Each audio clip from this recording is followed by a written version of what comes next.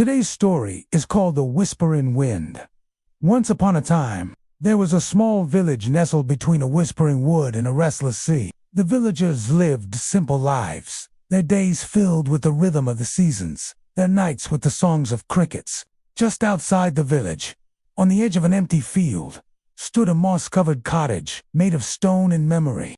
Here lived an old woman named Mira, her hands gnarled like the roots of an ancient tree. The rain did not crash but wept steadily, a curtain of soft tears over the world. Not the sea as it was, but as it might be in memory, dark, blue velvet, stitched with stars. The moon, a pale coin, balanced on the horizon. She placed her hand on the rough surface, felt the damp moss beneath her fingers, and in that moment, the wind seemed to gather around her, not as a whisper, but as a voice, clear, strong, resonant. It spoke of journeys and longing, of laughter and loss, of lives lived and stories untold. Mira stood there for what felt like hours, listening, absorbing, feeling the echoes of the past mingle with the whispers of the present. When she finally turned to go, the sun had begun its slow ascent, painting the sky in hues of apricot and rose. The wind,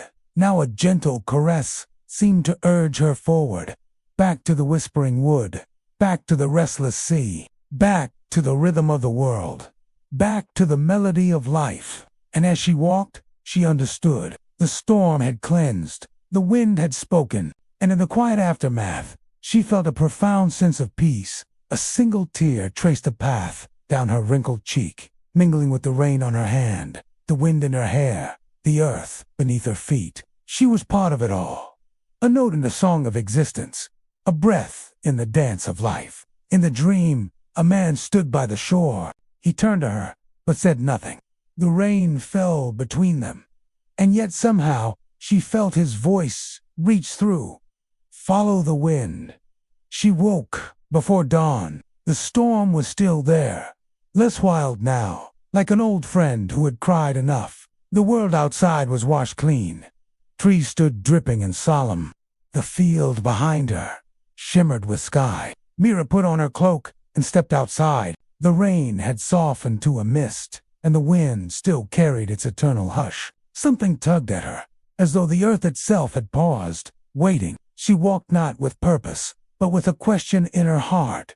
Past the field, through the birch grove, across the wooden bridge, the village no longer repaired. Each step echoed in the puddles. Each breath met the wind. And then, beyond the ridge where wildflowers grew in forgotten colors, she saw it. A tree tall, dead, and beautiful. Its bark had peeled in spirals. Its branches reached, not toward the heavens, but bowed, as if whispering back to the earth. At its base, an old stone carved with names long worn away by weather and time. Trees danced slowly, dignified in their age. The stream behind her cottage overflowed, murmuring secrets as it slid between the rocks. And through it all, the wind whispered, sometimes sharp, sometimes longing, always distant. She spent her days in her garden, her nights by her dying fire. One day, the wind came first, not with fury, but with a hush that curled like old letters inside an attic drawer, soft, secret, waiting to be heard. It brushed through the empty field behind the village, touched the rusted swings. The tall grass bowed from long-forgotten footsteps and carried with it the scent of far-off rain. Old Mira, who lived on the edge of that field in a moss-covered cottage, stitched from stone and memory, paused with her hands deep in the soil. She tilted her head. The wind whispered something, then something half lost between a sigh and a lullaby. She knew this feeling. A rain was coming, but so was something else. She could feel it in her bones, in the silence between the birds. Inside, Mira lit a lantern. Even though it was still afternoon, the sky had turned a melancholy gray, and the first drops tapped gently against the window panes, like children asking to come in. She remembered her mother used to say, rain carries voices. You just have to know how to listen. As a child, Mira believed that completely. She would sit by the open window, eyes closed, ears wide to the world, trying to hear the voice of her father, who had sailed away and never returned, trying to catch his whisper on the rainy wind. Now, with silver in her hair and the weight of many quiet years behind her, she still listened. The storm arrived with elegance. Not a roar, but a presence. That night, she dreamt of the sea. Mira approached it, drawn by some unseen force. She had never noticed this place before, though she had lived near it all her life. On an ordinary day, walking by the dusty road, she had seen a flash of blue between the trees, and had turned to find a hidden path beckoning her. Ivy climbed its rough bark, and at its base, nestled in the roots, was a hollow filled with rainwater. Turning, murmuring words she couldn't catch. Though she had lived a sheltered life, tending her herb garden and avoiding the wild places, there was something primal in her blood that stirred at the ancient monolith. A small bird, blue-gray, rain-speckled, hopped onto the stone beside her. The encounter by the monolith had awakened something within her, a stirring in her soul that called her name. Mira. She hadn't realized how deeply she'd been yearning for a connection to her heritage, to the wild spirit of the land. It cocked its head, regarding her with intelligent eyes, and Mira felt an overwhelming sense of peace. She didn't need to understand everything. She lit the fire, its dancing flames, casting shadows on the walls, and sat by the window with a notebook she hadn't opened in years. From then on, whenever the wind came whispering through the field, the children of the village would walk past old Mira's house and pause by her garden wall. Some swore they heard music in the wind. Others heard names they'd never known. And just a few said they saw her standing at the edge of the field, eyes closed, arms outstretched like wings, listening, always listening. The words flowed from her pen, not a story, not a memory, but a feeling, the feeling of the wind on her face, the sound of rain against thirsty leaves, the moment when the world seemed to lean in and say, "You are not forgotten. You are part of this, always." The world didn't always explain itself in words. Sometimes it spoke in wind and water, in dreams and echoes. Sometimes it whispered only when you were still enough to listen. Something that understood the language of leaves and the whispers of the rain. Something that recognized the spirit of the place. The sight stirred something deep within her. An inexplicable urge to approach. She sat on the damp grass, pulled her knees to her chest, and closed her eyes. Curiosity tugged at her like a child wanting a story. So she walked into the trees. She came to a clearing where a weathered stone monolith stood, bathed in sunlight. In her mind's eye, she saw her father again, carving a boat from driftwood, the sharp temps of salt in his hair, the calluses on his hands, the way his eyes crinkled at the corners when he smiled. She saw him singing in a language the sea would understand, a song that spoke of winds and waves, of journeys taken and those yet to be. She saw her mother dancing in the rain, hair loose, bare feet splashing in puddles, laughter bubbling up from deep in her throat, echoing the joy of the downpour. She saw herself as a girl, running barefoot down hills, arms stretched wide like wings, believing the clouds would carry her. And then she heard her name, spoken gently, as if someone had been trying to say it for years. Mira. The wind moved around her like a hand stroking a page. Then it spoke, not in words, but in memories. She opened her eyes. The wind had stilled. The rain was only a hush in the grass, but something had changed. She wasn't alone. As dusk painted the sky with hues of lavender and rose, Mira walked back along the dusty road. That evening, she returned to her cottage and made tea, its earthy aroma filling the small space. And so she wrote, until the fire died down and the stars spilled out into the inky sky. Each twinkled a silent echo of the monolith's song.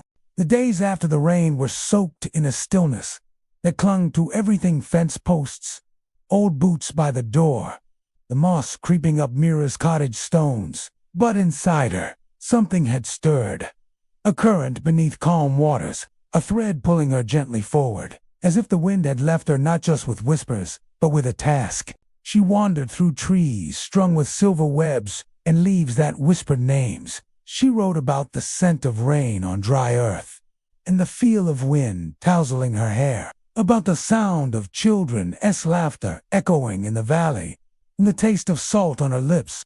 Day by day, the words she wove her back together, mended the holes in her soul and set her spirit free. She never knew where they traveled, those words, or who heard them, or what echoes they became. But that no longer mattered. For in the very weaving, in the sharing, in the letting go, she found a strength that nothing could silence. She wrote about the ache in her chest when the sun set too early, and the fear that clutched at her heart when shadows grew long and still. Mira wrote about everything and nothing, and in doing so, wove a spell. For when the words came, they did not come alone. They rode. The wind slipped into the streams, took root in the soil, climbed into the branches, fluttered on the wings of birds, swam in the eyes of fish, danced in the flight of dragonflies, and sang in the heart of the one-eyed robin. They became the murmur of the world, the rustling secrets of the leaves, the gushing gossip of the stream. And all who heard these things felt a stirring within them, too, a remembering, an awakening. In the heart of the wood stood a house not hers, not any one she knew but ancient, built of rain-dark wood and glass that shimmered with stars. A voice, kind and old, called to her. Every house that listens becomes a doorway. When she awoke, the first rays of sunlight slanted through the gaps in her curtains, catching motes of dust in their beams. For a moment, she simply breathed, feeling the strangeness of the day before recede like the tide on an ebbing moon. Then, as if compelled by an invisible string, she went to a listening corner. The stones were warm to the touch, the lavender still fragrant, and the feather, when she turned it over, revealed an inscription so faint it might have been a trick of the light or a spider-esque wing. But Mira saw it clearly. Let the wind carry my words to those who listen. She rose, her joints aching in protest, and went to the cupboard where she kept her late husband's writing desk. Leather creaked as she opened it. Inside, nestled among the faded ink and paper, was a quill. She took it up, surprised by its weight, its heft, and dipped it into an almost empty ink bottle. Then, with the feather as her guide, she began to write. She began to open the windows again, not just to air out the place, but to let the world in. She set a chair near the open sill, where the wind curled through like a stray cat's. Curious, full of riddles. On the wooden sill, she placed 3 smooth stones, a sprig of lavender, and a feather she'd found by the old tree. She called it her listening corner.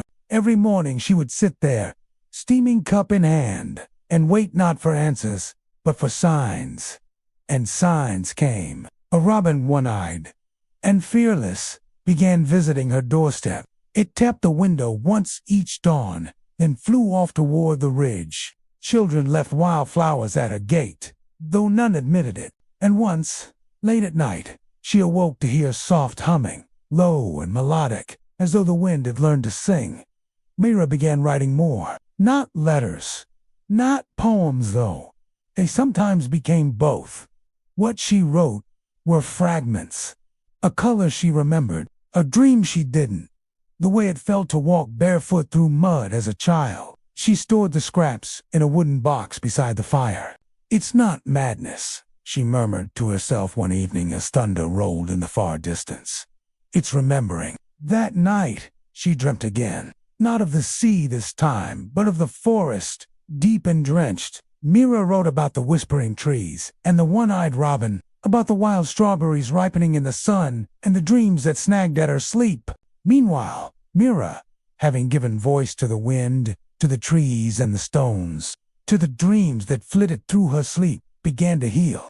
She woke in darkness, the dream still echoing in her chest, like a bell struck softly. She remembered the girl in the field, the one who looked like her, yet wasn't her, who walked into the wind and vanished into the gray. Small stones marked a circle. In the center, a wooden object, a carved boat, no larger than her palm, cradled gently in a hollow of the roots. Mira picked it up, ran her fingers across the grain. The carving was rough, but careful, familiar. She smiled. You were here, she whispered, not to anyone visible, but to the wind. The next day, she returned to the old tree near the ridge. It had changed. Someone she did not know who had cleared the grass around its base. Not just to the wind, but to footsteps, to stories untold, to dreams that wandered through rain and memory and back into the light. At the far wall, a single ray of sunlight illuminated a spot on the floor where moments before a sleeping form had rested. Beside it lay a small, intricately carved wooden boat. Beside the boat, a splash of muddy water, the imprint of small feet, a single wild flower, its petals the color of sunset. Mira picked up the boat, turned it over in her hands. Its smoothness, both familiar and strange. She walked to the window, placed the boat on the sill. Outside, clouds had parted, revealing a sky the color of lavender and mint. A rainbow arced across the distance, touching down on the very tree where she'd found the first boat. Mira watched as the wind, playful now, nudged it, sending it sailing away. It skimmed over rooftops, down alleys, along paths, finally stopping at the base of the old tree, where it disappeared into a tangle of roots. Mira smiled, knowing that somewhere, somehow, a part of her had come home. Outside, the storm deepened. Inside, the candle glowed, and through the open window, the wind curled in and out like a song, whispering, "You are not alone. Not now. Not ever again." That evening, rain returned, not heavy, but steady, salt tears on sun-browned skin, a boy's laugh echoing through tall trees, the hush of a crowd waiting for a name to be spoken. Then, one sound emerged clear. Knocking. 3 soft taps at the door. She rose, heart beating gently, not with fear. The sky wept slowly as twilight slid over the hills. Mira lit a candle in every room. Not for light, but for company. She sat by a window and waited, soaked, wild-eyed, holding a bundle of wet cloth. "I got lost," the child said, "but I followed the wind." Mira nodded, as if she had been expecting this, as if she had once said the very same words. She dried the child's clothes by the fire, made tea, gave him a place by the window. "What's your name?" she asked. The child hesitated, then said, "I don't remember. Not here, but I know I'm supposed to be." Mira understood. "You'll stay the night," she said. "Sometimes the wind brings us back to where we're meant to begin." The child nodded, already falling asleep beside the hearth, and the wind came. It was gentler now, as if it had grown used to her. It danced through the cracks in the old floorboards, teased the flame on her candle, brushed her cheek like a grandmother smoothing back hair. With it came a faint scent of pine, of salt, of something older than memory. Mira closed her eyes. Let the wind speak. It spoke not in voices, but in sensations. Cold fingers on warm earth. Outside stood a child, maybe 8 years old. And so the house, Mira's house, listened once more. When morning light slanted through the window, painting dust motes in its path, Mira found the child gone.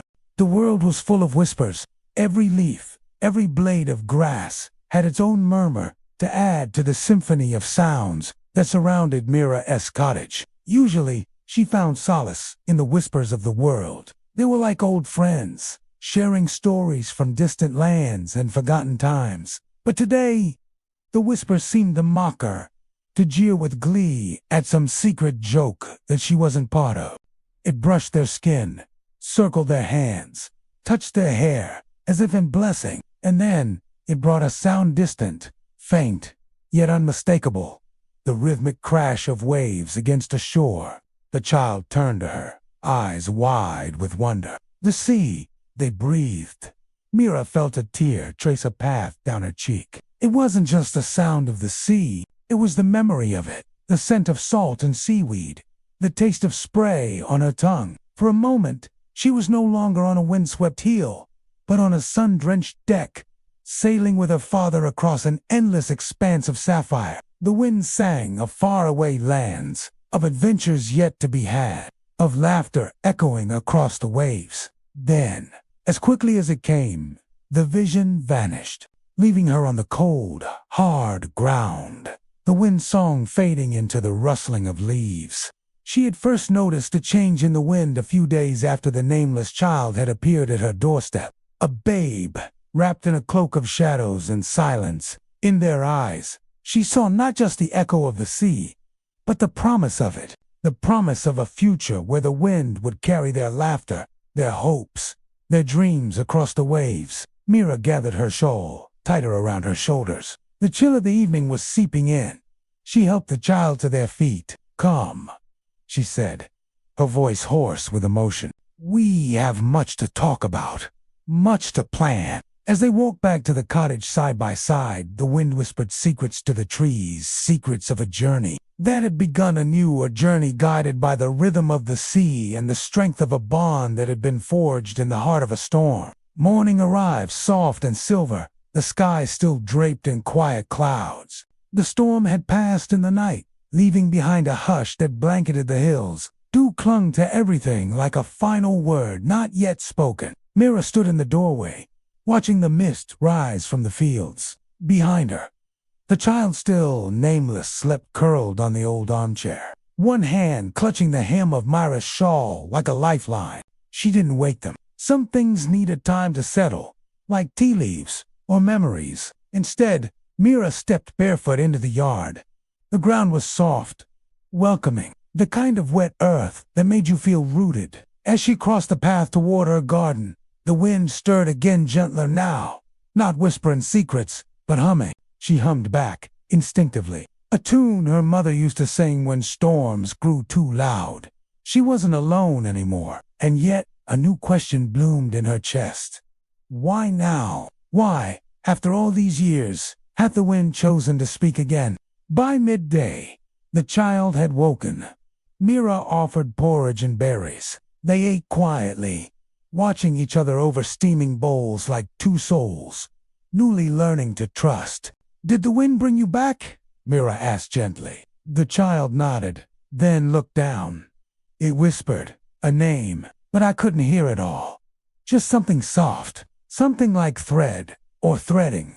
Mira leaned forward. That word sat heavy in her chest. "Thread," she repeated, like something being pulled through.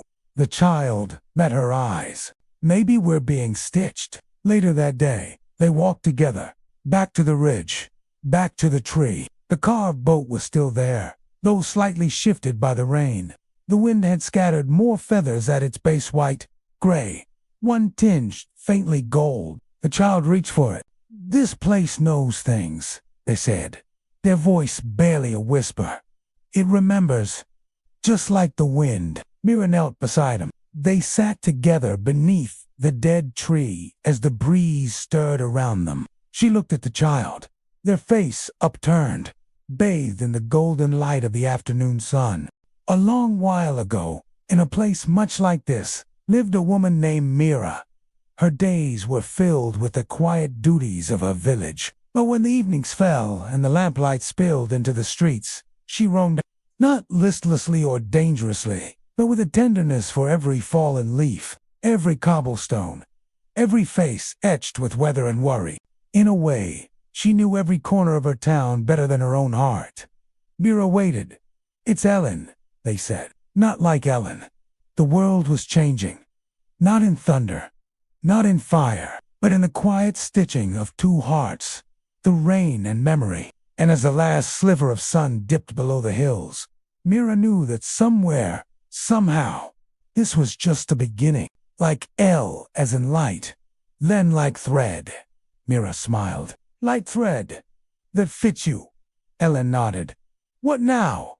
they asked. Mira looked out at the ridge, the horizon slowly swallowing the sun. "Now, we keep listening." The wind picked up again, gentle and low, like a lullaby.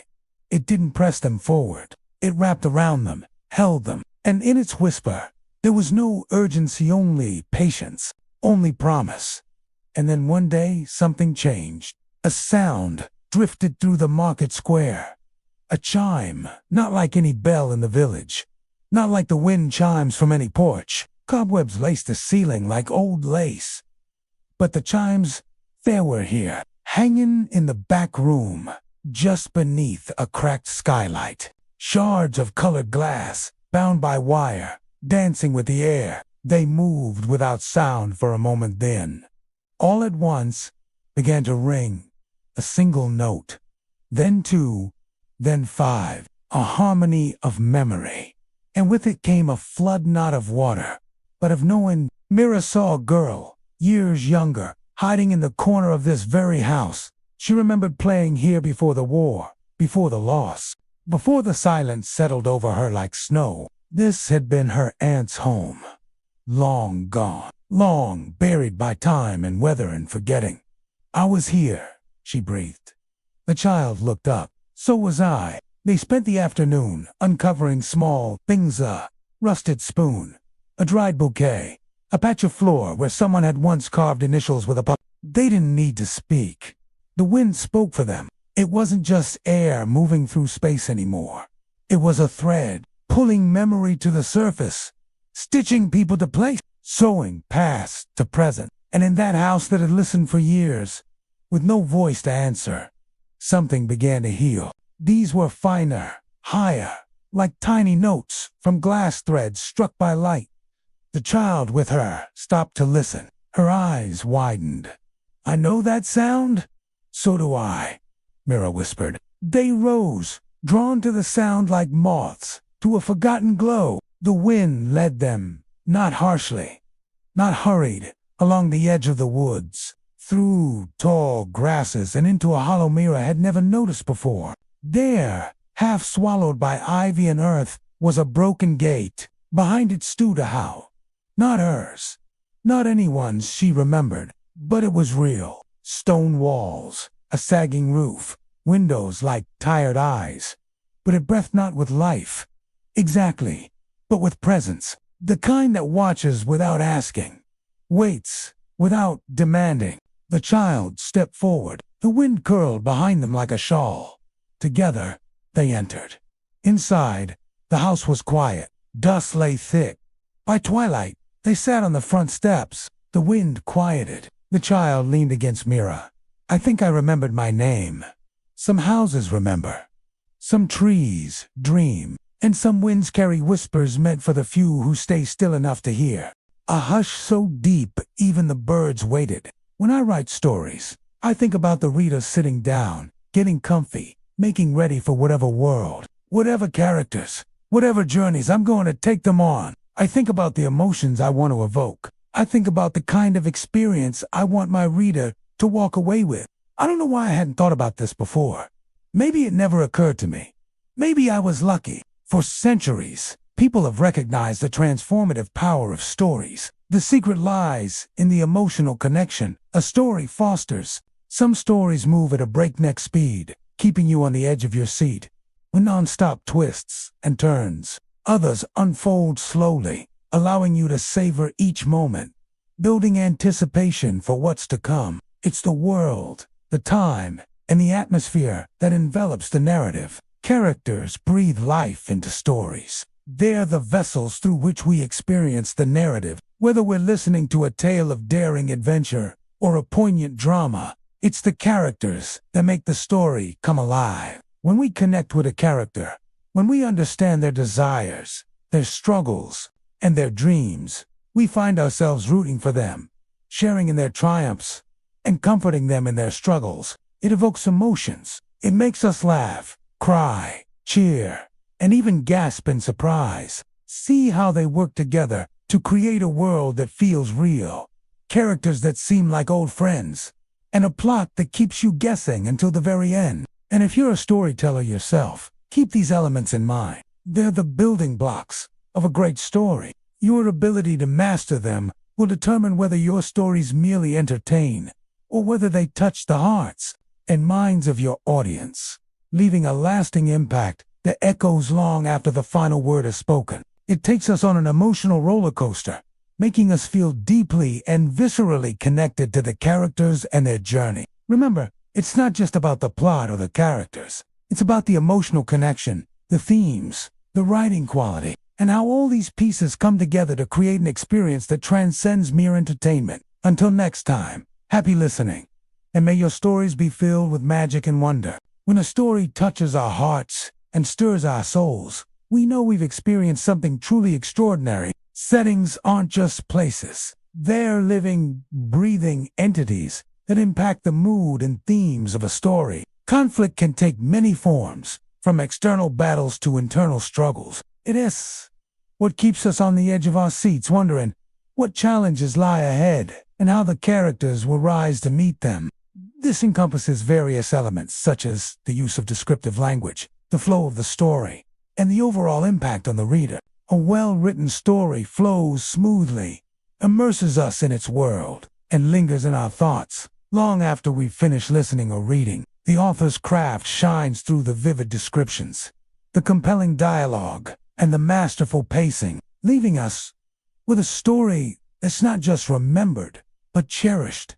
Imagine a dark, stormy night. The rain is pouring, the wind is howling, and the thunder rumbles like a giant's laughter. They're the threads of truth and reflection that add depth and meaning to the narrative. Themes touch our hearts and minds, making us think about life, our choices, and the world around us in new ways. They remind us that even in tales filled with magic and adventure, it's the universal human experiences that resonate most deeply. Suddenly, a flash of lightning illuminates a dark alley. Your heart skips a beat. The setting has become more than just a backdrop. It's an active participant, heightening the suspense and making you eager to see what's lurking in the shadows. Pacing isn't just about how fast a plot moves. It's also about how the author builds suspense. Imagine you're listening to a tale of mystery. The pacing might slow down during moments of quiet reflection, allowing you to ponder clues alongside the characters. Then suddenly, just as you're piecing things together, the pace quickens, leading you into a whirlwind of revelations and surprises. When a story resonates with us, when we find ourselves laughing, crying, cheering, or even gasping in suspense, we know we're experiencing something truly special. It's the eyes through which we experience the events and characters. Some stories are told in the first person, allowing us to see the world through the eyes of a single character. We feel their thoughts, their fears, their dreams. Other stories are told in the third person, giving us a broader perspective. We might follow multiple characters, seeing their stories unfold side by side. The choice of point of view adds another layer of depth to a story. It shapes how we connect with the characters and influences how much we know, how we understand their motivations, and the world they inhabit. That's when stories become more than just words. They become portals to empathy. Stories have the remarkable ability to transport us to different times and places, introducing us to characters that become like old friends. They allow us to feel the warmth of the sun on our skin, to hear the crashing of waves on a distant shore, and to smell the aroma of freshly baked bread wafting from a cozy kitchen. Whether it's the bustling streets of a fantasy city or the serene beauty of a moonlit forest, stories paint vivid pictures in our minds, creating immersive experiences that make us feel like we're right there in the thick of the action. They have the ability to transport us to different worlds, introduce us to characters we admire, or sometimes even fear, and make us feel a kaleidoscope of emotions. Stories touch our souls because they read more than just words on a page or sounds in an audio recording. They're portals to empathy, allowing us to step into the shoes of others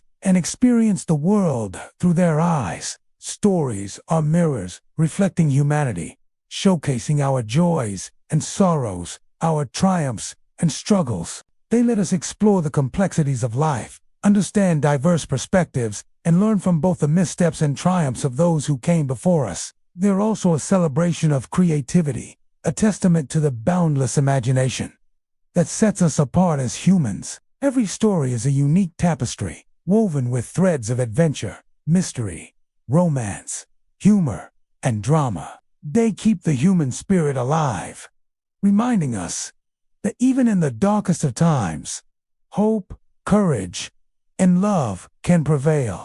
But suddenly, I think it's time. It is time to make sure my readers have everything they need to get the most out of my stories. So here goes. Hey, welcome to this story. In this series, we follow Mira and Ellen, who live an idyllic life in a cottage on the edge of a wood. They've been brought together by forces beyond their understanding and share a profound connection, a deep love, a life intertwined with the whispers of the ancient woods. Theirs is a bond forged in mutual respect and deep affection, nurtured by a shared sense of purpose and a connection to the land that surrounds them. Their relationship, however, is complicated by the presence of the wind, an entity that weaves its way into their lives, bringing messages, memories, and mysteries from beyond the veil of their understanding. The wind is a constant presence, a whisper in the trees, a sigh in the grasses, a murmuring in the streams. Yet despite its omnipresence, its nature remains in it. Sometimes it brings solace and clarity. Other times it stirs up confusion and unease.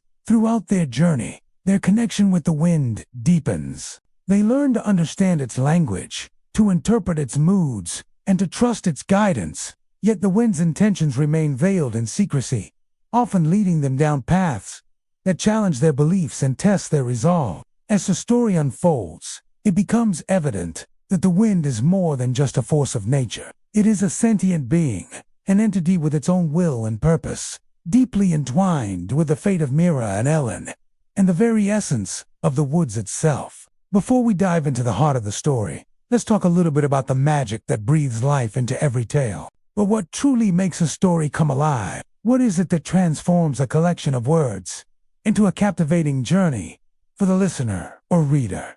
Let's talk a bit about pacing. Think of pacing as the heartbeat of a story. It's the rhythm that keeps your attention engaged. Next, let's discuss point of view. This is the angle from which the story is told. Now let's talk about setting. This is the backdrop of the story. Another crucial aspect of storytelling is character development. Conflict drives the plot forward. It's the engine that keeps the story moving, the obstacle that the main character must overcome. Themes are the underlying messages or ideas explored in a story. Now, let's talk about writing quality. Now, here's something that I believe is the most important thing about great storytelling. It's the emotional connection. A truly exceptional story doesn't just entertain. So the next time you sit down to listen to a story or get lost in the pages of a book, pay attention to these elements. Thank you for joining me on this journey through the elements of a great story. For as long as she could remember, Mira had been listening to the wind. The songs it sang were subtle, woven through rustling leaves and swaying grasses, carried on the backs of drifting clouds. The usually playful breeze that danced through her hair ceased its teasing.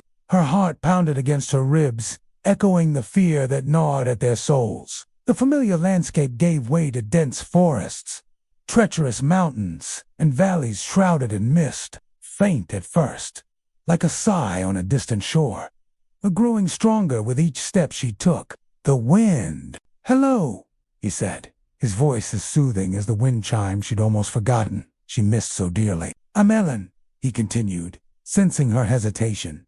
"What brings you here?" Mira took a deep breath, the tension easing from her shoulders. She explained about her village, about the wind's silence and their desperate need for its return. Mira learned that Alan had been wandering the woods for years, honing his ability to listen to the wind. "The wind," he whispered, his voice filled with excitement. "It's nearby." He pointed towards a distant hill, its peak shrouded in mist, yet from which they could hear the faintest of whispers. Myra's heart leaped. With renewed determination, they set off, the promise of the wind's return spurring them on. He spoke of secret groves, where the trees whispered tales older than time, and hidden waterfalls that sang melodies of forgotten lore. The walls of the passage shimmered with an otherworldly glow, and in the distance, they could make out a faint, rhythmic humming. As they drew closer, the sound grew louder, more distinct. It was the wind. It was singing. The air crackled with anticipation, and the very ground beneath their feet hummed with a melody they could almost hear. The walls were adorned with intricate carvings that seemed to writhe and twist like living things. But what truly captured their attention was the source of that enchanting music. But for themselves, knowing that in the dance of life, they were never truly alone. In the center of the cavern, suspended above a pool of shimmering water, hung a magnificent crystal prism. It hummed and glowed, sending out waves of radiant energy that rippled through the cavern. And as Mira and Ellen watched, mesmerized, they realized that the crystal was the heart of the wind, the source of its power. And then they saw it, a sight that took their breath away. It was beautiful, yes, but it was the energy that radiated from it, the feeling of pure, unadulterated life force that truly resonated with them. As their fingers made contact, a jolt of energy surged through them, filling them with a sense of wonder and possibility. They had found the wind, not as a force of nature, but as a part of themselves. They understood now that the wind was always with them, whispering its ancient songs, guiding their steps, and nurturing their spirits. They had only forgotten how to listen. Suddenly, it was clear to them why they had been brought here. The return of the wind was more than just a restoration of their way of life. It was a homecoming, a recognition of the deep connection they all shared with the natural world and with each other. Back in the village, they were greeted as heroes. The villagers, their faces alight with joy, celebrated the return of the wind's song.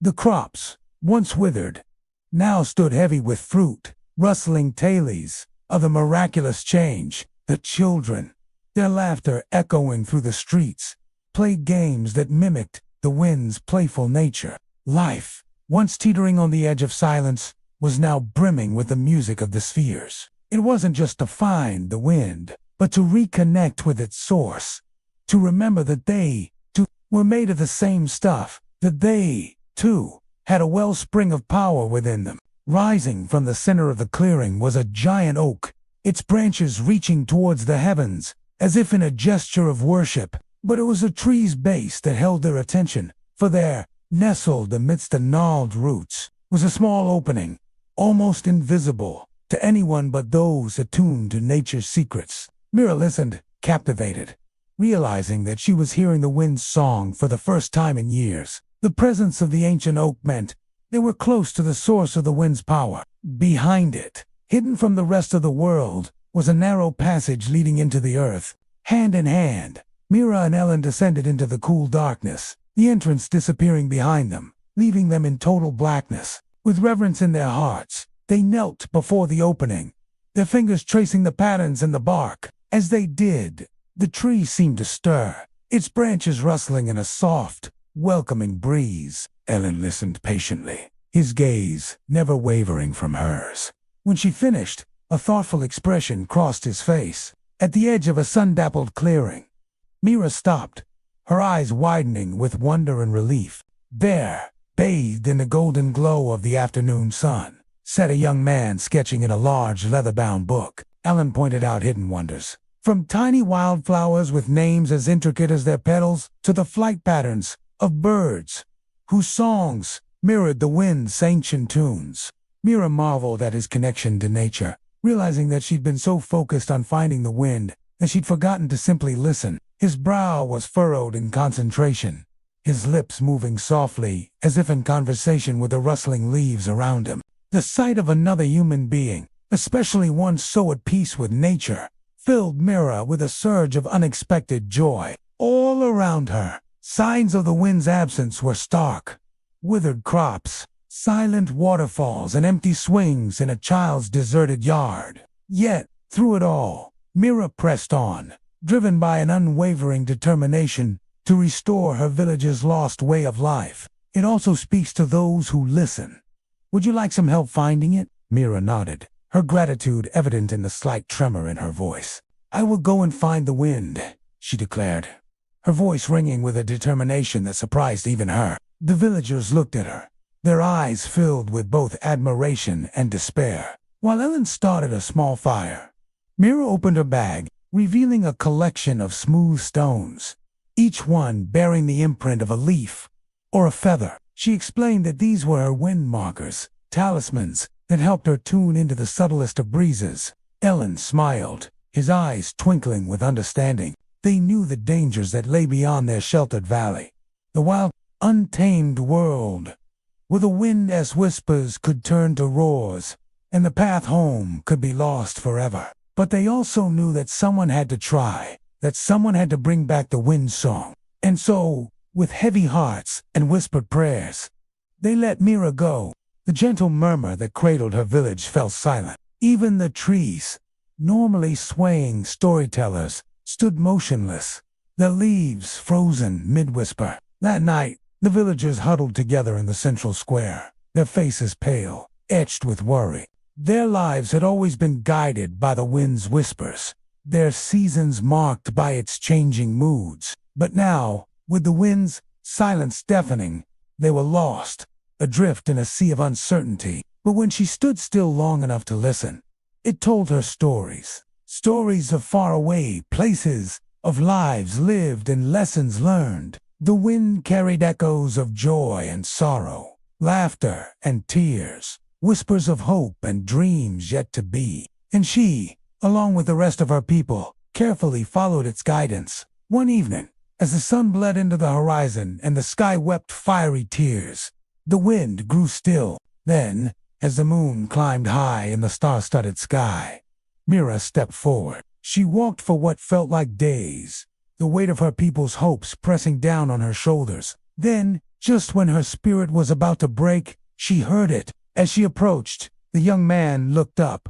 his eyes meeting hers with a warmth that melted her initial shock. "The wind doesn't just speak to those who seek it," he finally said, his voice echoing the wisdom that seemed to emanate from his very being. Together, they ventured deeper into the heart of the whispering woods. As twilight began to paint the sky in hues of purple and orange, they found a suitable spot to make camp. They spent the night sharing stories around the crackling fire, the flames mirroring the flickering emotions in their hearts. In the morning, as the first rays of sunlight filtered through the trees, Ellen woke Mira with a gentle nudge. Their path took them through thick undergrowth and over moss-covered boulders until they reached a clearing that seemed to throb with energy. Taking a deep breath, Mira and Ellen exchanged a look of understanding. This was it. Then, as if guided by an unseen force, Mira reached out and pushed aside a curtain of thick vines. But as their eyes adjusted,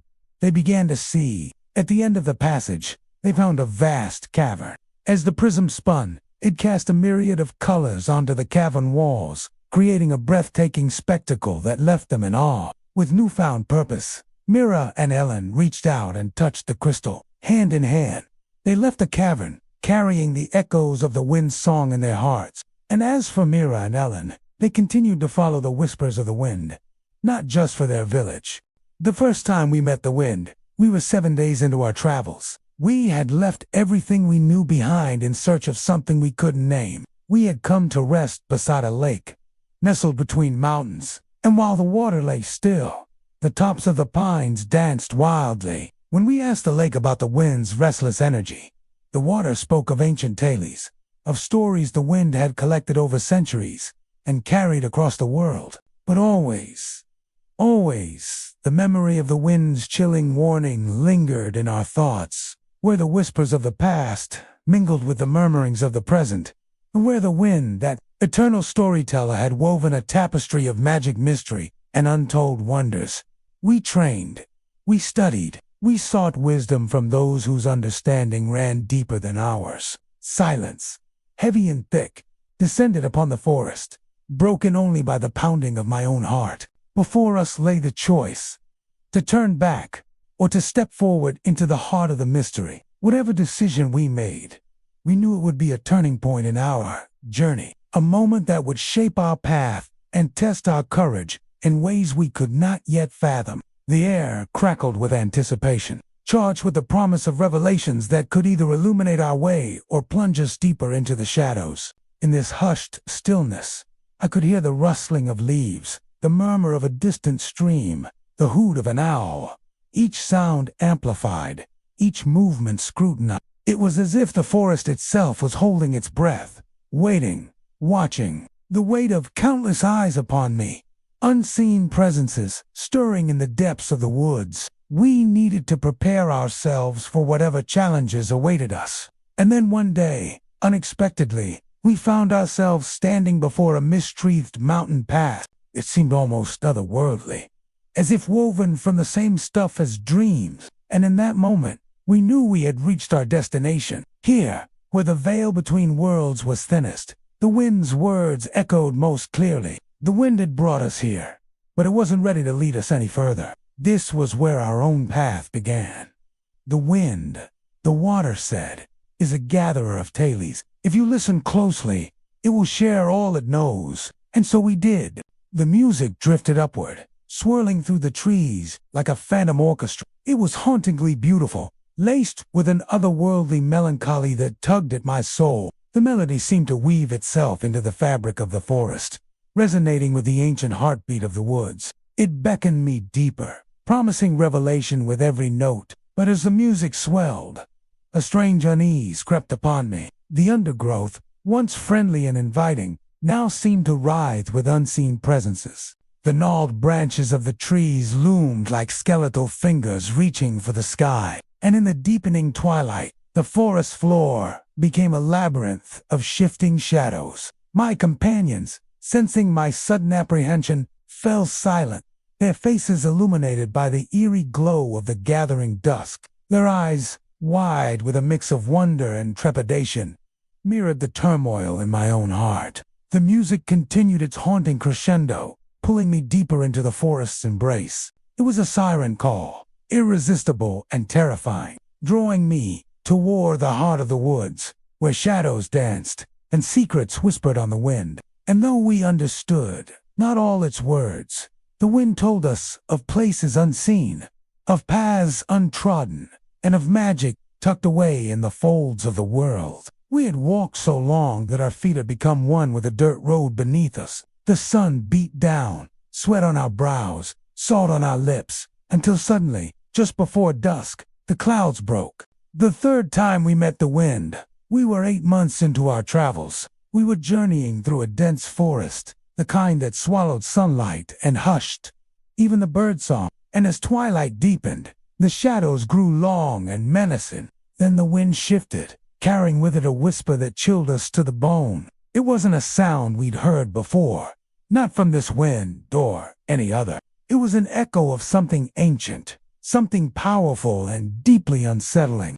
Fear threatened to consume us, but curiosity, that insatiable human trait, won out. We followed the sound, drawn deeper into the forest's heart, as darkness closed in around us, and finally, we found its source. The wind had gathered itself in a clearing, swirling around a towering oak, like a living, breathing thing. Its form shifted and changed, taking on shapes both beautiful and terrifying. Lightning flashed, illuminating a face of pure energy within the and then the wind spoke its voice, a chorus of voices, a symphony of whispers, and it told us of a power that lay dormant beneath the forest, a force that had been stirring in the earth since the dawn of time. It spoke of a destiny entwined with this power, a destiny that we could either embrace or resist. But make no mistake, it warned, the forest remembers, and it will not be denied. The wind, once our guide, now a harbinger of forces beyond our understanding, had become something otherworldly, something that challenged the very fabric of our existence. And as we stood there, caught between fear and fascination, we realized that our journey had taken an unexpected turn, leading us to a crossroads, where the rules of the world as we knew them no longer applied. The wind continued to speak, its words echoing the ancient wisdom of the forest.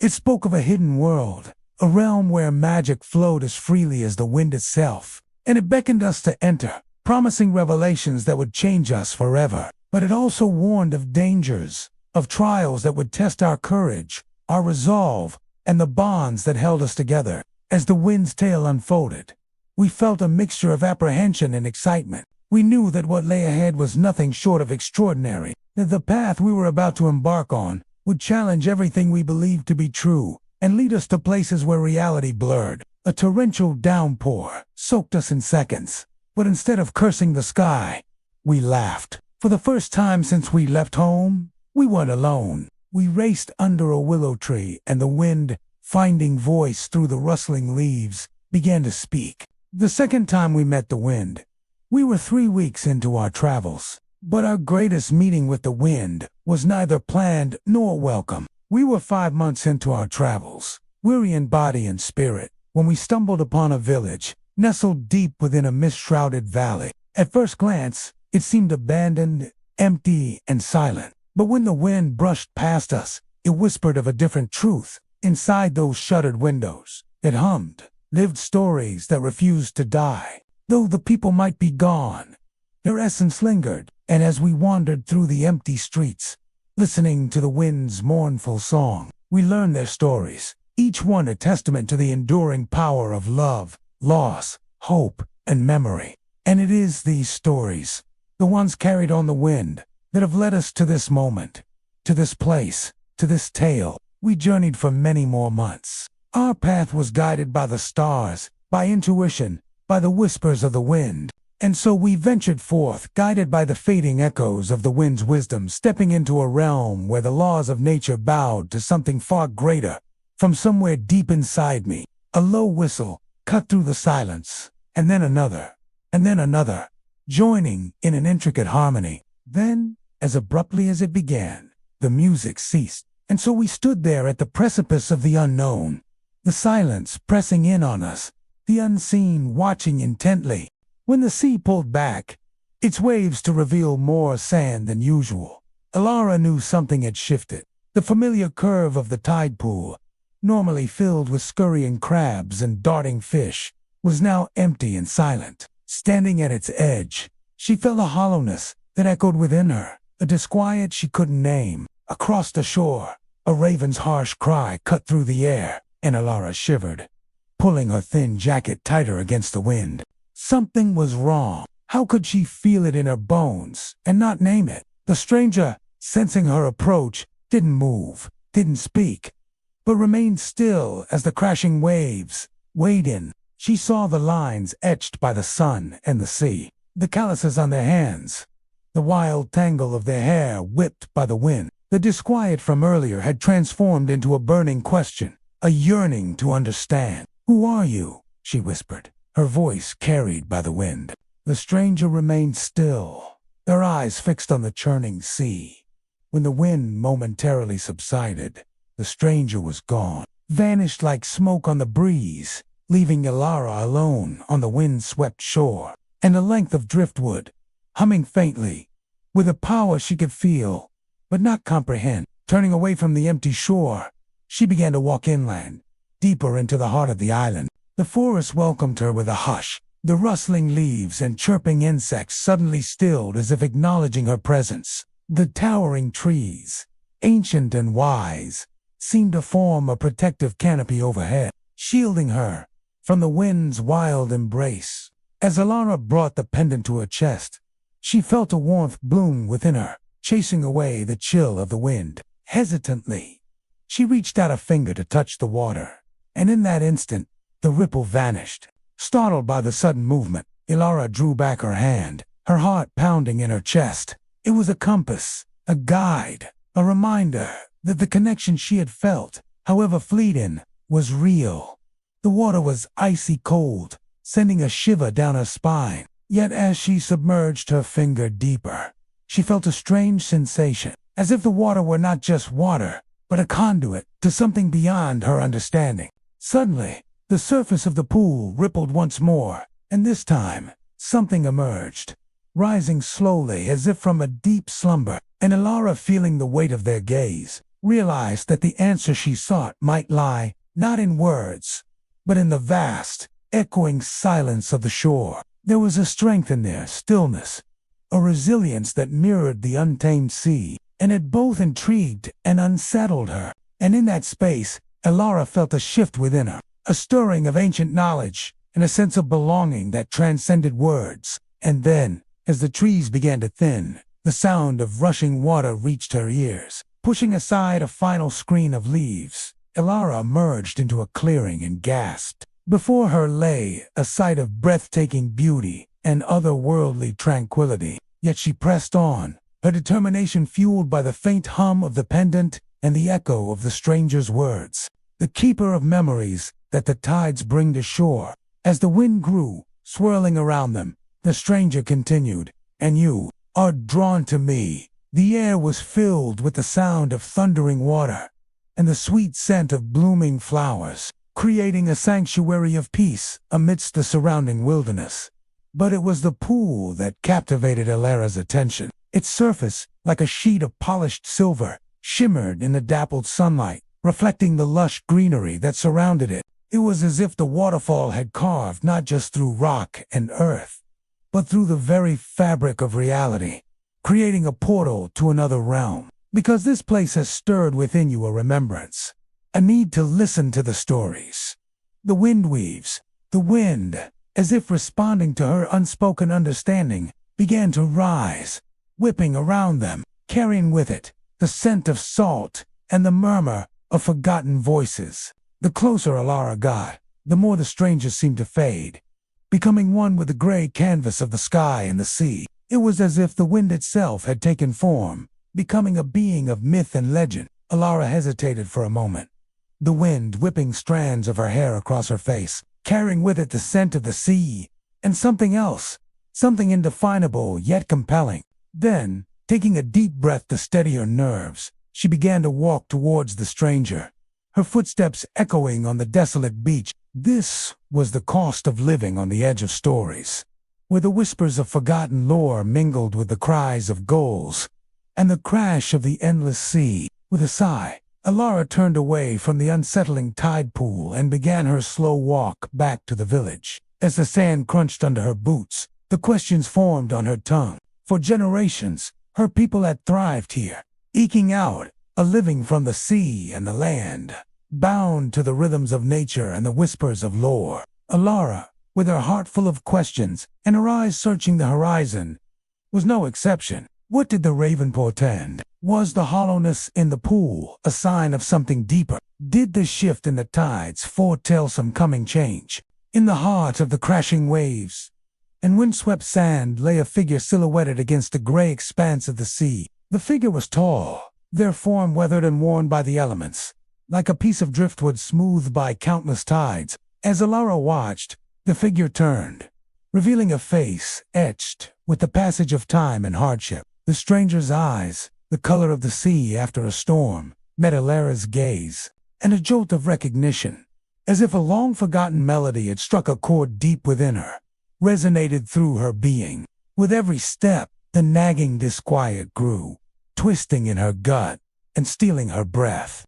Alara lived in a small coastal village, nestled between rugged cliffs and a churning sea, a place where the wind carried secrets and the waves whispered tales of the past. Yet, despite the unrest in her soul, as Alara rounded a jutting headland, a sight before her stilled her steps and anchored her gaze. Alara found herself drawn to the stranger, her unease giving way to a burgeoning curiosity. As Alara drew closer, the stranger's face sharpened in her vision. When Alara was close enough to speak, she found her voice catching in her throat. The stranger's silence stretched, becoming a tangible presence. "I am the echo of this place," the stranger finally spoke, their voice as rough and resonant as the sea. Before Alara could respond, the wind intensified, whipping her hair across her face, masking her features. In the aftermath of the wind's fury, a single object lay at Alara's feet, a pendant crafted from a spiraling shell driven by an insatiable curiosity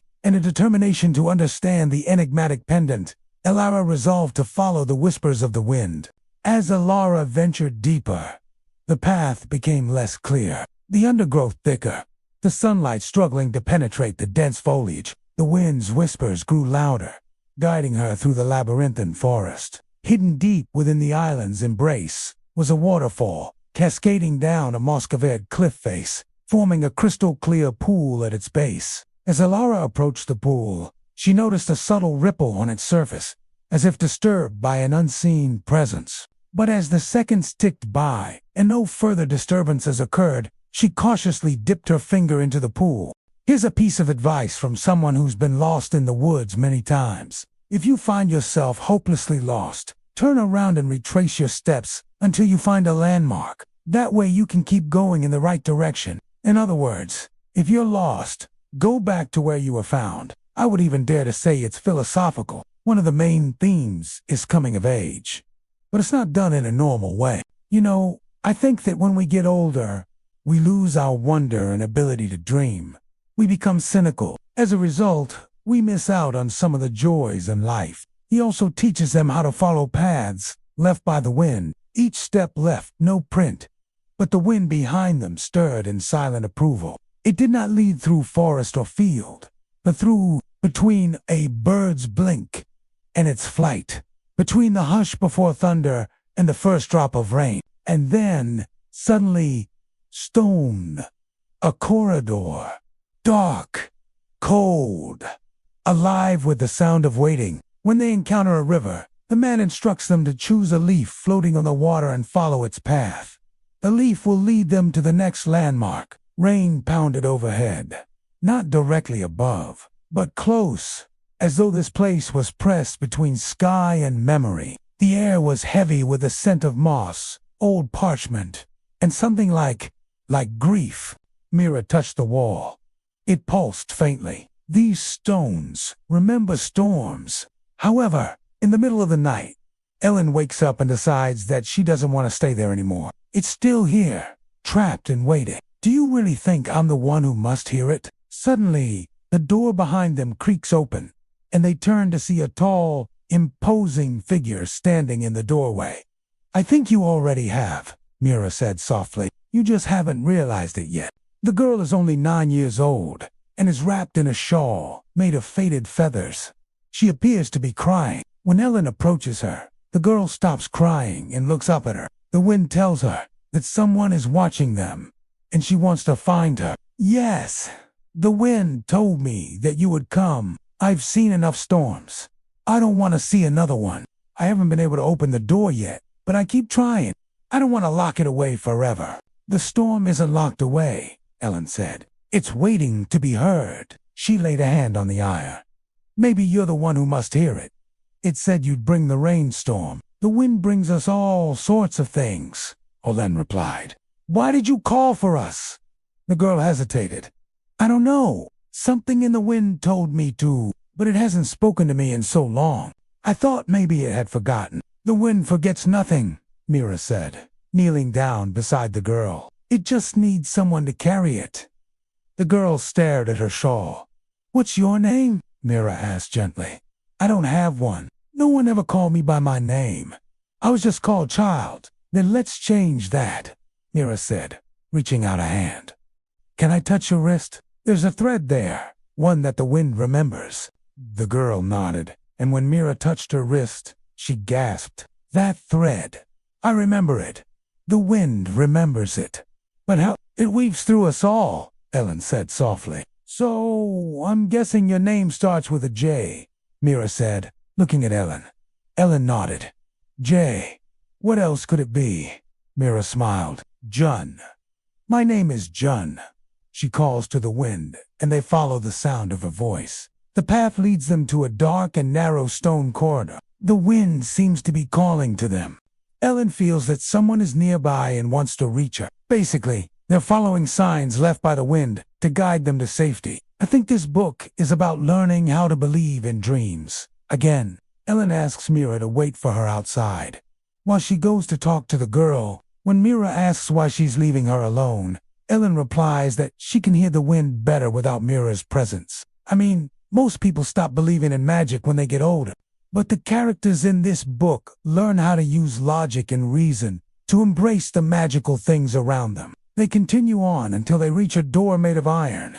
Suddenly, the door opens and a gust of wind hits them. The wind carries with it the sound of footsteps and the smell of rain and wet earth.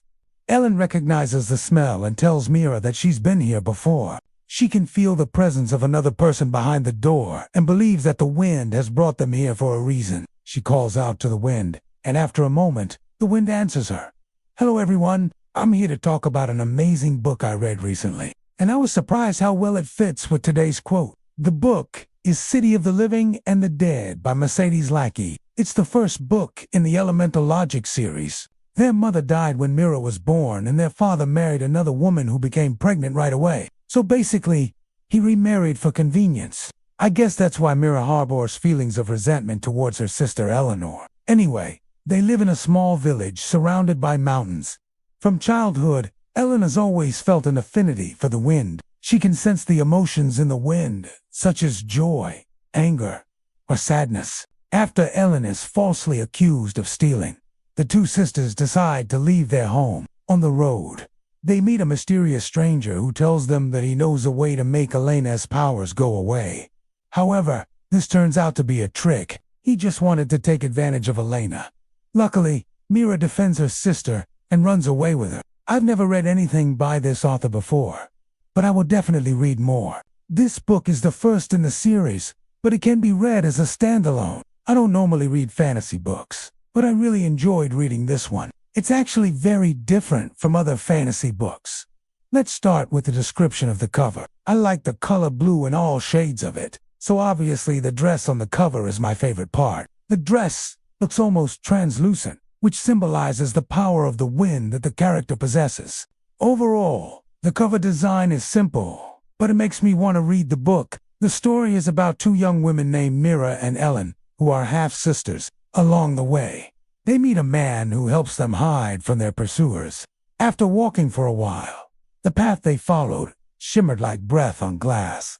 They find shelter in a cave and prepare to spend the night there. As they walk deeper into the corridor, they see a faint light in the distance. The wind whispers to Ellen that the girl is lonely, and when she hears this, Ellen feels compelled to help her. The corridor was narrow, faintly lit by flashes of distant lightning. When Ellen reaches the end of the corridor, she finds a young girl sitting beside the iron door. "You came because the wind told you to," Ellen says.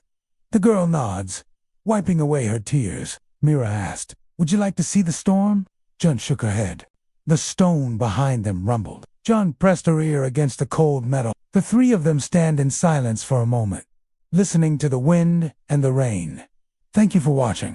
Let me know what you think of the book and the quote. Goodbye. The path they followed shimmered like breath on glass. Each step left no print, but the wind behind them stirred in silent approval. It did not lead through forest or field, but through in-betweens, between a bird's blink in its flight, between the hush before thunder and the first drop of rain. And then, suddenly, stone a corridor, dark, cold, alive, with a sound of waiting. Mira and Ellen arrived not by door, but by knowing the wind folded behind them, sealing the path. The girl was near. The stone corridor was narrow, lit faintly by flashes of distant lightning. Rain pounded overhead, not directly above, but close as though this place was pressed between sky and memory. The air was heavy with the scent of moss, old parchment, and something like grief. Mira touched the wall. It pulsed faintly. These stones remember storms. Ellen nodded. This place was built to hold something back. Then they heard a sob. Small, muffled by stone. They turned a corner, and there she was. She sat beside a sealed iron door, knees drawn to her chest, hair damp with stormlight. Not older than 10, wrapped in a shawl of faded feathers. When she saw them, her eyes widened, then narrowed, as though afraid they were another mirage. "Are you real?" she asked. Mira knelt. "We came because you called." The girl tilted her head. "I didn't call." Ellen smiled gently. "Then your heart did." A long pause. Then she whispered, "I've been here for, I don't know. I tried to open the door. I tried to wait, but no one came. I thought the wind forgot me." Mira reached out a hand. "The wind forgets nothing. It just needs someone to carry it." The door behind the girl groaned. Not open, but aware. The girl looked back. "It's locked. Always has been. It's where the storm lives." Ellen stepped closer. "What storm?" Her answer was a whisper. "The one my family locked away, because it remembered too much." They asked her name. She hesitated. "Then John." She looked at Mira. "You have it, don't you?" Mira touched her wrist, where the golden thread used to lie. Ellen touched the windlight pendant. John nodded. "Then you're the ones." The wind listened. The finders of forgotten paths. She stood, slowly. Her hands hovered over the iron door. "I don't want to leave it locked forever," she whispered. "But if we open it, everything might come back." Mira asked gently, Do you want that? Jun looked up, stormlight in her eyes. I don't know, but I don't want to be afraid of it anymore. The door waited. Mira stepped beside Jun, Ellen on the other side. They placed their hands on the door and listened, not for words, but for the feeling beneath the silence. At first, nothing. Then, a memory. A storm with a voice that sang too loudly. A voice someone once called dangerous, but not because it was cruel, because it remembered too deeply, and in remembering, it made others remember what they wanted to forget. Chun's eyes filled with tears. It was me, she whispered. The voice, the remembering. They couldn't bear it, Mira whispered, and so they locked you with it. Ellen placed a hand over hers. Then let's open it together. The wind gathered around them, soft at first, then stronger, and with a sound like a breath finally released, the iron door opened. There was no rage behind it, no chaos, only light, golden, gentle, a storm that had waited so long to be heard. Jun stepped inside. The light folded around her, not to consume, but to welcome. Mira and Ellen watched as the feathers on her shawl lifted and began to glow. She turned back once, smiling. I remember now. The corridor changed. No longer stone, but vines, sky above, sunlight weaving through branches. Jun stepped forward, whole, not older, not younger, but returned. She took both their hands, and the wind whispered. 3 threads, now woven. The next door waits. They walked on, not away from a storm, but toward the next forgotten whisper. This is the final chapter of Rhythm of War. This is where we end this video essay. But if you're new here, hi. Welcome to my channel, where we talk about things that make us go, okay, let's do this. The path ahead shimmered with a new light. Not golden, not silver. Also, if you want to watch me react to this scene live, then check out my account and come join me tomorrow, August, at 9 a.m. Arizona time. We'll have a little chat while I read along and maybe scream some feels together. If not, that's totally fine. I'll see you back here real soon. But a shifting weave of all the skies they had walked beneath.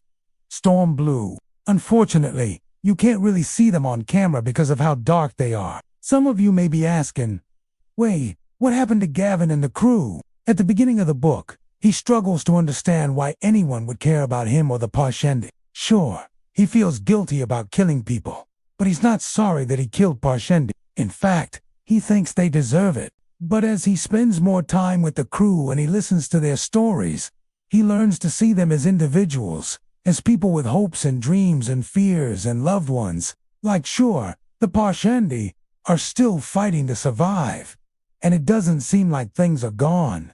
Nah, change overnight. But the heralds are ready now. They're ready to stand up for what they believe in and to listen to the forgotten. And that's powerful stuff. And he learns that the world doesn't divide neatly into good guys and bad guys. There's a whole spectrum of morality in between. Did this ending work for you? What's your favorite scene from the book? Let me know in the comments below. If you liked this video, then please consider subscribing and coming back for more. I'd love to have it if you did. Thank you for watching and take care of yourself out there. And once he learns that lesson, he realizes that he wants to help. He wants to protect the ones that can't protect themselves.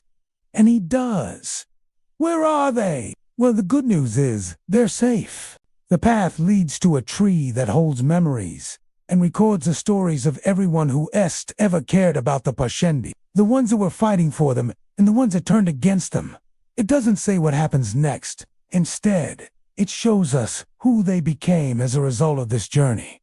And that feels right. That feels like a natural conclusion to their story. The biggest thing that changes for them is their perception of the world. And that's not something you can undo. And each herald receives a gift from this tree, a reminder of what they experienced during the course of the book. And I love that. The feather gives John the strength of the Parshendi people. The shell gives Helen the ability to hear their stories. And the quill gives Mary the power to communicate with them. And each one of these gifts allows them to do what they want to do. John wants to speak for those who can't speak for themselves, so he takes the feather. Helen wants to listen to the truth, to find out what's going on, so he takes a shell. And Mary wants to write a better future, so she takes the quill. These gifts allow them to continue to fight for what they believe in. And they're also incredibly personal. It's clear that these are items that would have been meaningful to John, Eleanor, and Navani, regardless of what they wanted to do next. While we don't get to see them in this epilogue, Brendan Sanderson did release an excerpt shortly after Rhythm of War came out that shows us they've made it back to Hearthstone, that they're celebrating, and that they're all going to be okay. I'm going to link that down below for you. But for our purposes today, we're just going to focus on Mira and Elin.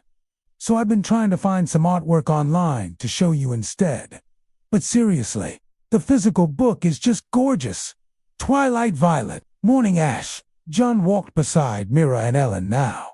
Not behind, not in tow, but as a weaver herself. The corridor had opened something in her. Or perhaps simply reminded her what was always there. She didn't speak much. He likes mirroring ideas and motifs and characters, so it makes sense that our trio would return to this lake to close the story. The Parshendi attacked his ship and everyone else has either died or sailed away. He spends most of his time with the crew, either sulking or tinkering. But when he meets the other two heralds, they tell him, "You are not alone. You have the wind." And so he begins listening. He starts paying attention to the patterns in the leaves and the flow of the river and the direction of the wind. He learns to see the connection between all things. By the end of the book, he understands that he's part of something larger than himself. He's part of this incredible, intricate web of life and magic and history. And all those things, they all matter. He finds his purpose in the stormlight. And in this epilogue, we see that understanding hasn't changed him. He's still John, but he's also something more. Plus, remember when Kaladin first met Shallan on the bridge, and he asked her, "Which way is east?" Then later when they reunited after she betrayed him, they found themselves once again at a fork in the road, and one of those paths led them to a lake. The symmetry is pretty obvious, but this isn't the main reason this place matters. There's more at stake than a clever callback. But when she did, her voice hummed, faintly like wind through feathers. They came upon a tree, the only one for miles. It stood at the center of a still lake, whose surface held no reflection, not even the sky. Its bark shimmered with threadlight. Its roots were half in water, half in wind. 3 stepping stones rose from the lake's edge, leading to it. No ripples, no birds, only silence waiting to be filled. John pointed. "That's where the threads are tied." Mira blinked. "Threads," John nodded. "Of all the ones who've ever listened, and the ones who will." They stepped across. First Mira, then Ellen, then John. The moment all three stood beneath the tree, the lake shimmered and revealed what it truly was. Not water, but memory, held in liquid silence. And from the tree's trunk, a hollow opened. Inside it, 3 objects. A quill carved from bone-white wood, tipped with obsidian, a spiral shell that pulsed with soft, echoing song. A single feather of stormlight. John reached first. She took the feather, placed it in her braid. It vanished, but her eyes glowed with wind. "I'll speak for the forgotten," she said. Ellen stepped next. They took the shell, held it to their ear, listened. Their breath caught. Then, a soft nod. "I'll listen for what tries to hide," they whispered. Mira approached the quill. It felt cool, almost weightless. When she held it, threadlight traced across her fingers. The air stirred. Not around them, through them. She heard her own voice. "I will write the wind back into the world." The tree responded. Its leaves shimmered, then lifted, floating upward like fireflies, until they scattered into the sky. Each one a message, each one a beginning. The lake slowly faded behind them. The land reshaped again, but not as it had before. Now it moved not in mystery, but in invitation. The wind no longer whispered at them. It whispered with them, and they understood. They had become Weaver Rememberer, scribe, not to rule, but to guide the next ones.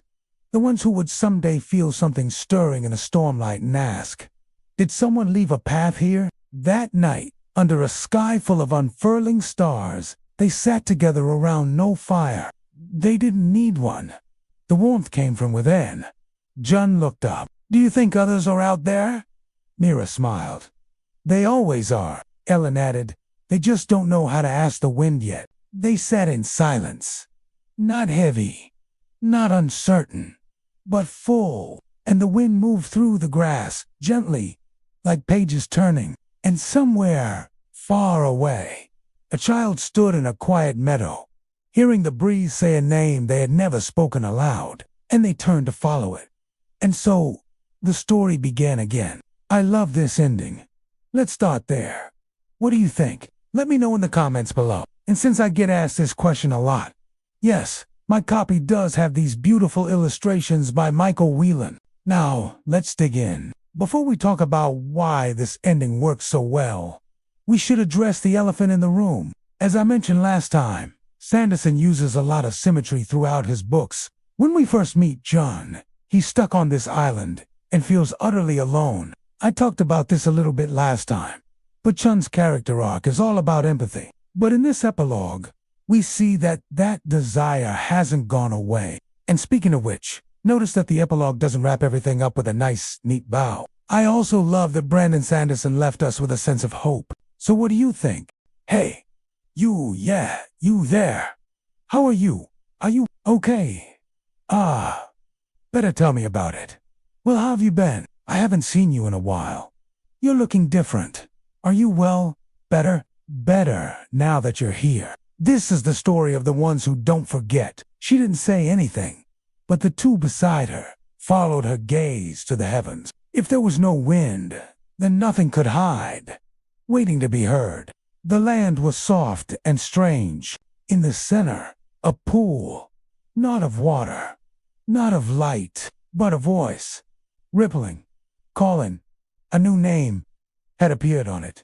Mira, Ellen, John, the ones who still listen. I didn't know if we'd get lost in the darkness or find our way back to the light. All I knew was that we had to go. We made it to the other side. We made it to the end of the road. We made it home. This has been a labor of love, and we hope you've enjoyed coming home to it each week. What did you think of the ending? Were you satisfied? Did it make sense? Let us know your thoughts below. And since this is goodbye, we want to ask you a favor. If you've enjoyed The Path, take a minute to leave a review on the platform that sends it to more people, which means more opportunities for us to tell stories like this. If you'd like to support the show directly, you can join our membership program. You'll get access to our secret podcast feed where we talk about all sorts of cool stuff, including our upcoming projects. If you want to hear more from the creative mind behind The Path, you can check out our newsletter. New episodes drop every Friday. See you soon. We had to keep going, because even when the path ahead was dark, we knew there was a reason we were taking this journey. Because even when the path ahead was unknown, we knew there was a reason we were following it. Because even when the path ahead was hard and lonely and scared, we kept going. We kept going because somewhere deep inside, we knew we weren't alone. Because somewhere deep inside, we knew we'd find our way. Because somewhere deep inside, we knew it would be worth it. Not aloud, but within. Mira heard it differently. She heard her mother's lullaby, the one she'd forgotten she knew. She saw memories bloom, vibrant and alive. The life she'd lived before and after loss. Ellen heard a wordless song they'd hummed as a child, without knowing it had meaning. She saw the faces of those who'd taught her magic, who'd shown her the first sparks of power, who'd loved and laughed with her. John heard silence until it formed a single word she had never spoken. They stood at the edge of the pool, uncertain. The air shifted. A whisper came not from the tunnel, not from the pool, not from outside, but from within their bones. You have carried the wind. Now, let it carry you. They looked at one another, slowly. One by one, they stepped forward, not to fall in, but to be drawn down. The surface accepted them without splash, and the chamber filled again with quiet, Hills curled like sleeping animals, their backsides rising to greet the sky. The soil was dark and sweet. Beneath their feet, faint pulses beat like heartbeats in slow time. Mira walked slower than the others. She was not used to moving so far or so fast. Though she didn't stop, she risked a glance over her shoulder. "Are you sure?" she whispered. "There may not be anything left to find. We already lost everything once, and we will lose everything again," Jun said quietly. "But maybe that isn't losing at all. Maybe that's just the way things are meant to be." He fell silent, and after a time, so did she. Soon enough, they reached it. A stone, plain, flat, alone in a clearing. Nothing special. And yet, they all knew this place. It was a place of endings and beginnings, where paths crossed and diverged, where echoes lingered, where futures turned. A place that meant everything to them. Mira circled it slowly. She placed a hand on its rough surface, feeling the cold seep through her glove. "I see them," she whispered, her voice catching. "All of them. Faces I've forgotten I knew. Some of them I didn't even know before. But now I feel as though I always will." Jun looked at the distant hills. "So many are missing," he said quietly. "The ones who gave up, the ones who couldn't carry the weight, the ones who chose to forget." Ellen ran a finger along the top of the stone, tracing shapes in its ancient patterns. "The ones who are still listening," she said. "That is not forgetting." The three of them always knew when one of them was thinking of something important. They didn't need to speak. Jun was the first to look away. The wind turned and blew downward, into the earth. It felt like the ground was exhaling. It pushed against Mira's knees, making her gasp. Jen pointed to a place just beyond the stone, where the grass bent unnaturally. It was a narrow fissure in the earth, barely wider than Myra's shoulders. With reverence, they knelt beside it and brushed aside the layers of grass and dirt until they found a trap door, bound with vines and slick with moisture. It opened not with force, but with permission. Mira peered inside. "Is it safe?" she whispered. "I can't see anything." "Then let us bring light," Olan said quietly. She leaned forward and touched her forehead to the opening. For a moment, she just breathed. Then she straightened. "Come," she said softly. "It's not an ending, but it's not a beginning either. It's just," she hesitated. "It's just enough." He traced patterns in the dust with the tip of his worn leather boot. "Finally," he said. "Do you think we should do something?" "Like what?" Ellen asked. Her gaze was fixed on the darkness above them, searching. "Like pray or call out." "To whom?" Mira asked quietly. "The night itself." The night did not answer. Mira stood, her joints stiff with disuse. She pulled her cloak tighter against a chill and began walking toward the river. The others didn't move. She stopped, turned back to them. "I dreamed of a tree with no leaves," she said softly. It whispered something, though, in a voice I almost knew. Jun looked toward the distant hill. "I saw a staircase carved in fog, and a name written in ash." Ellen placed a hand to the earth, closed her eyes. I heard my own voice, except it wasn't mine yet. It hadn't happened. When she opened her eyes, she saw the other two staring at her. "What?" she whispered. They turned one another and said together, without planning, "We're being called again. We begin at night, but not a dark night." There was no darkness, only width. The sky was the color of a hushed breath between stars. No wind moved through the tall grass. No birds called from the trees. Even the river ran silent. It was a night that swallowed sound and stretched it into thin sheets between the world. Mira, Ellen, and Jun sat close to one another, watching the horizon shift from indigo to violet to deepest blue. They didn't speak much anymore. There were no words for this. Yet somehow it felt important to stay close, to watch, to wait. In a corner of her eye, Mira saw the silvery light of a shooting star. They walked eastward, not because the light was there, but because the wind no longer came from that direction. The air thickened, not with fear, but recognition. Below was a tunnel.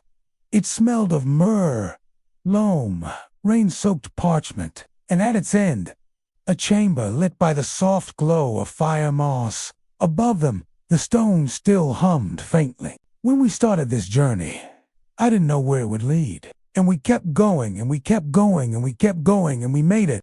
Thank you for joining us on this final episode of The Path.